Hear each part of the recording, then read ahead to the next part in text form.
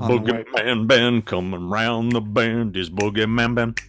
Is Boogeyman band. Greetings, my fellow Fright Fiends, and thanks so much for dropping by the Horror Zone channel. I hope everyone's doing well. Today's video is going to be a review of the brand new prequel to 1987's Predator, Prey. Now, Prey is a film that I found out about, I'm going to say last year. I didn't realize they were making a new Predator film. It's not a franchise that I'm 100% vested in. It's not like my favorite franchise of all time, but I do enjoy the Predator films, especially the 1987 classic starring Arnold Schwarzenegger, Carl Weathers, Bill Duke, Jesse Ventura, Shane Black, and directed by John McTiernan.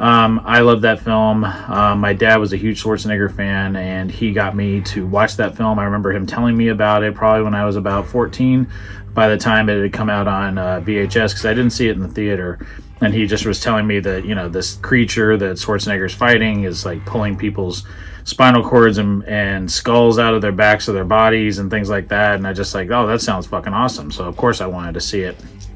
I enjoyed Predator 2. Got a funny story about that. My friends and I were in high school when Predator 2 came out. It came out right before Thanksgiving in 1990, and we went to the theater to see it, and for some reason the film did not get delivered to my theater. So it was supposed to be there. We went after school and we couldn't see it, so we ended up seeing Home Alone, and my friend Mike, who was the one that kind of got us all together to go see it, had already seen Home Alone, so he was just pissed off through the whole movie. But I enjoyed Home Alone because I hadn't seen it.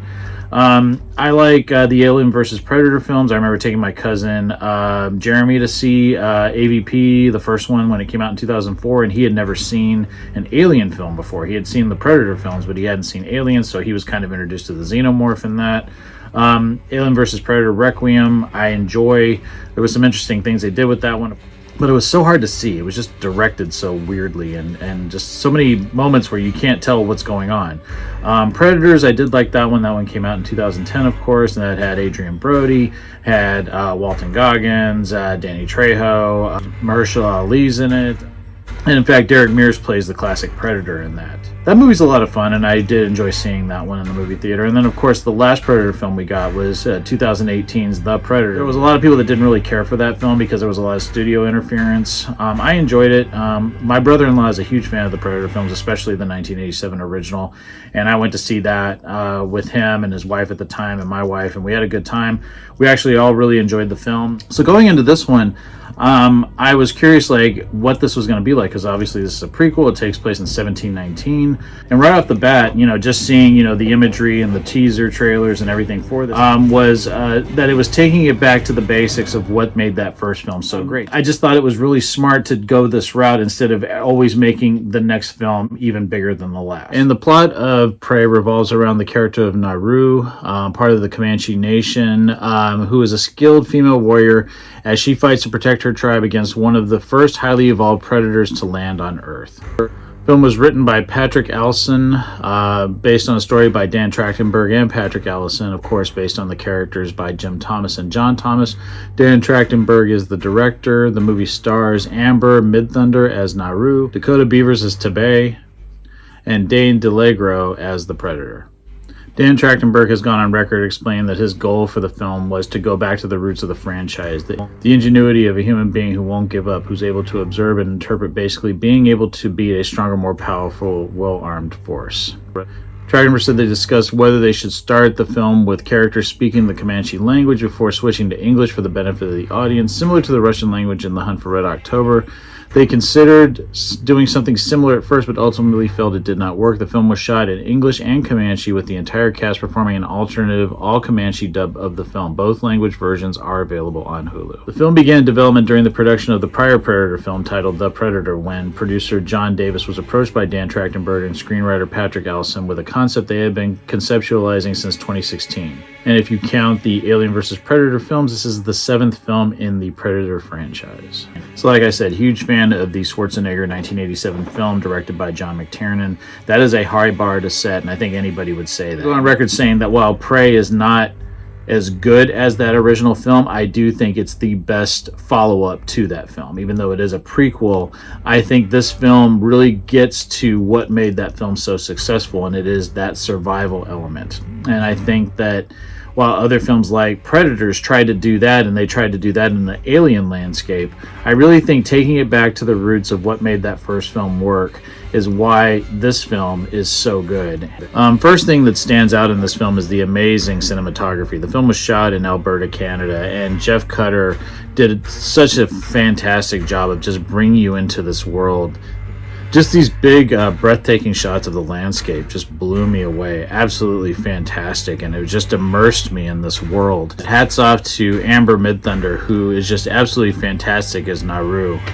She is the main focus of the film, and she's the one you're with. The downside for me with that is that many of the side characters, the other characters in the film, are not likable. The dynamics are just not as fluid as that first film. In the first Predator, you had this really amazing core group of guys, and they just all worked together. They all fed off of one another, and you had a lot of people to root for. In this one, you're with Naru. That's who you're with. She has this amazing dog named Sari, and Naru's always trying to prove that she can be just as good of a hunter as her brother Taibei. And that's where there's a little friction between the two of them. But even more so with some of the other male members of the tribe. I was just really with Naru and her goal to get the respect that she deserves. Also, the fact that the Predator looks so badass in this film. The actor that played the Predator, Dane DeLegro, just does a fantastic job, and I love the look of it. Of course, we're always going to say the classic Predator is the definitive look for the creature, but this one, it's a lot more of a primitive looking creature, and it's less about the gadgets and more about his cunning and how he goes in hand-to-hand combat situations with animals and people. There's some really gory, amazing moments that really made my jaw hit the floor. One of them involving a bear. That scene was absolutely incredible. One of my favorite scenes in the film. I don't want to give a lot away, but I really love this new interpretation. I think it's the smart thing to do with a film series like this that's been going on for almost 4 decades.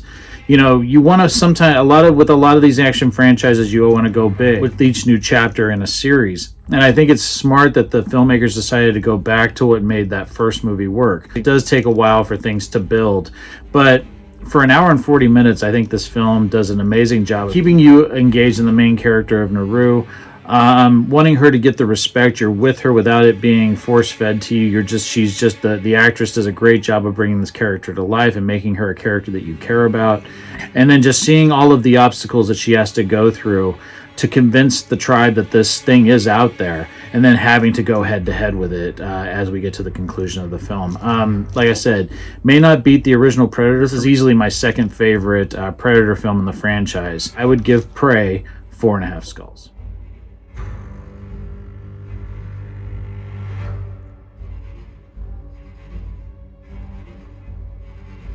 So yeah, Prey, it's on Hulu right now. I do want to watch the Comanche cut of it. I watched the English version of it, but I didn't realize that there was a Comanche cut until I started doing some research for this review. I understand why they went the way that they did, but I would like to watch it with the Comanche language.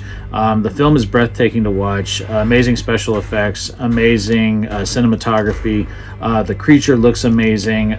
You see the Predator going hand-to-hand combat many times in this. You see him get hurt, and he doesn't have all the gadgets to hide behind like the other Predators that we've seen throughout this franchise. So yeah, check it out. Watch it on Hulu or Disney Plus.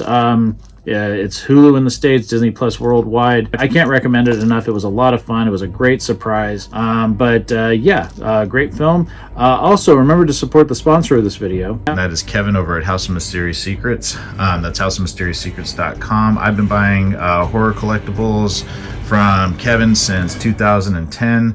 Awesome collection of horror items like shirts, hats, toys, posters, soundtracks.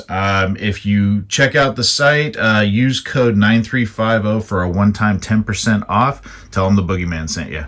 So if you've seen Prey, let me know what you guys thought about it. Let me know if it lives up to the hype, if you like that they, scaled it back and didn't go bigger than the last Predator film that we got 4 years ago. Share your thoughts down in the comments section below. Would love to hear from everyone. And as always, thanks so much for watching. Thanks so much for stopping by the Horror Zone, and I'll talk to you again real soon. Take it easy. Stay scared as always.